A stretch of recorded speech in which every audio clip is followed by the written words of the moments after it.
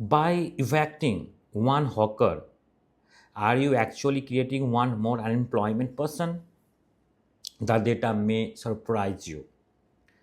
Hello, Namaskar, Salam. I am Mostafijur Rahaman, a political strategist. Welcome to the fourth episode of our special series, Hawker's Eviction versus Economic Reality. This video is for those who wants to advance their society or see India become a developed nation.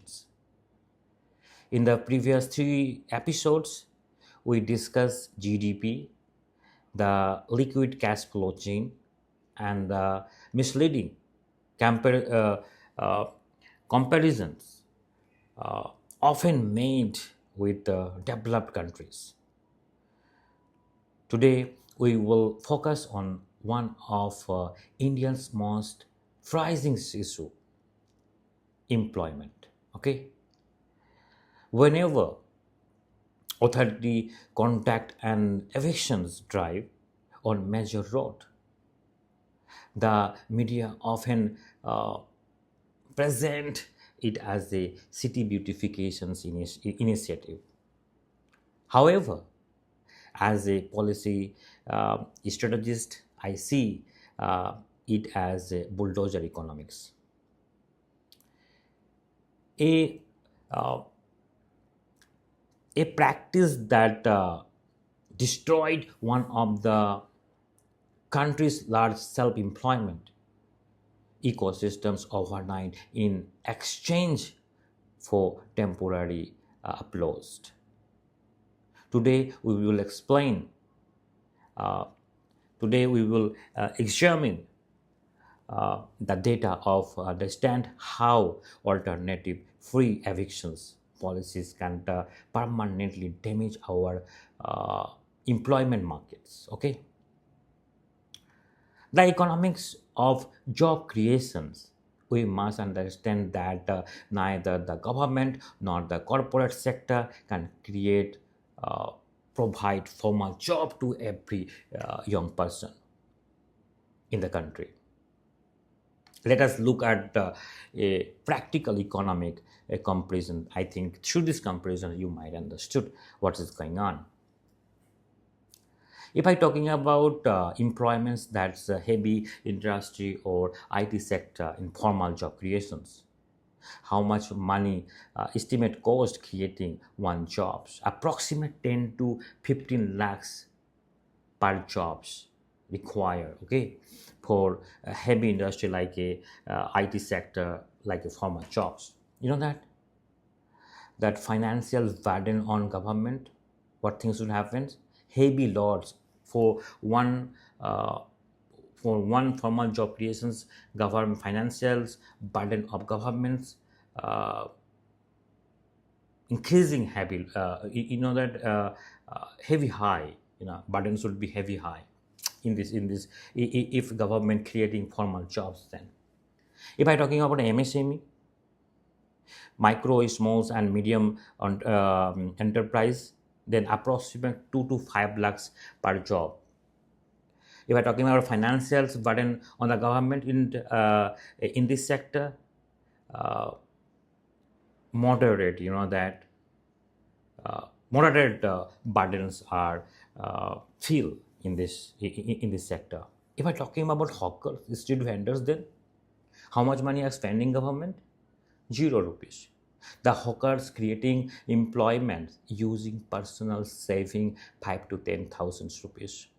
Okay, but in these situations, financial burden on government, zero, none. Government didn't face any burden on the uh, for this uh, for this business. Okay, so what does the data tell us? A street vendor does not require large government loans, expensive office or major infrastructure. With minimum capital, they create employment for themselves and often provide work opportunities to one or two others well. You have to understand these things in ground reality. In other words, hawkers are talking on the responsibility of creating jobs that would uh, otherwise require substantial government spending. Okay, when you are destroy this self-employment infrastructure without providing alternative, you are effectively pushing the unemployment gap upward the rocket speed. Okay, as a political strategist, I always say that every large business begin somewhere small. The footpath service as a India large and most natural business incubator. A real life examples I want to share with you.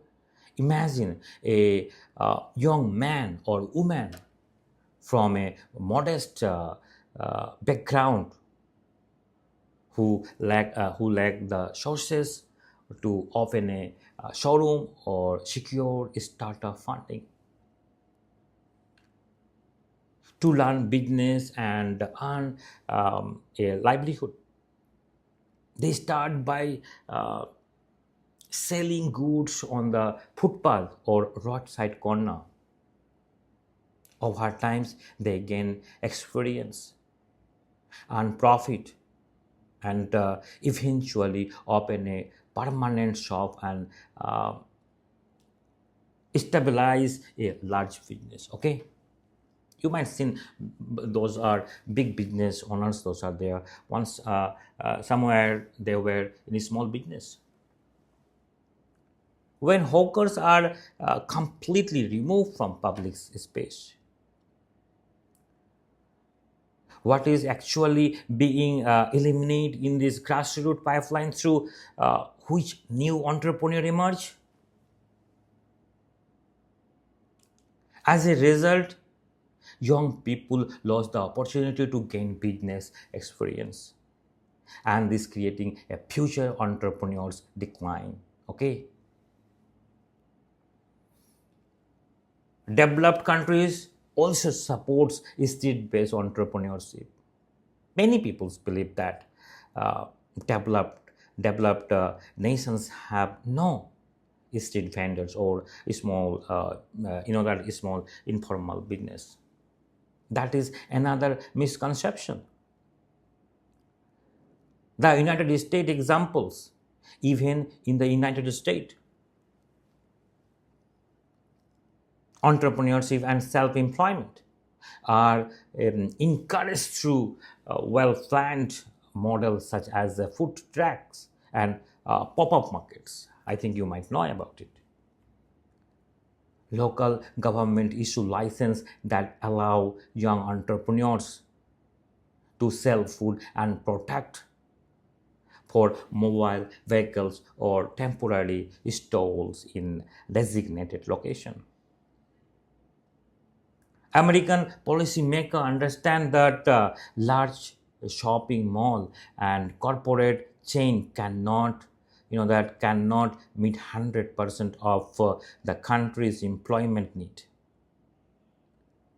Therefore, they legally recognized and regulate uh, part of the street economy to the create opportunity for self-employment and entrepreneurship.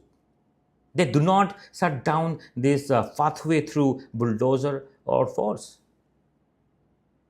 As a political strategist, if we want to protect employment while maintaining urban order, for following policy measure should be considered. First, employment protections zone. Alongside city beautifications efforts, every municipality should that legally designed special vendor zones or hawkers zones to protect livelihood and employment opportunity. Second, coordinations with financial